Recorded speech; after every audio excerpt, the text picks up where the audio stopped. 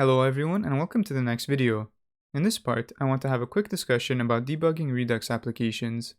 There's a very useful Redux DevTool that you can install as an extension on Chrome. I'll put the link in the description of the video. Once you've installed that, open the to-do application that we've been working on. Right-click on your mouse, then select Inspect. From this tab here, you should see an option for Redux. I'll cover some of the main functionality that this tool offers. First, let's play around with the application.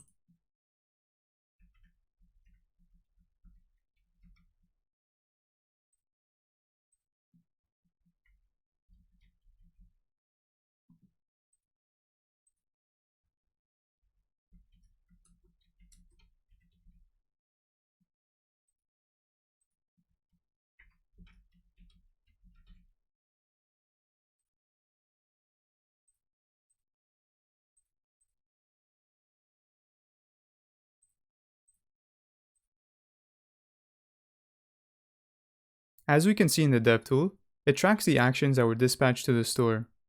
Here we can see the add to do action, toggle to do action, and remove to do action. Also, if we click this state tab over here, we can see the state that's currently in the Redux store. And if we expand this to dos, we can see all the items that are in that array.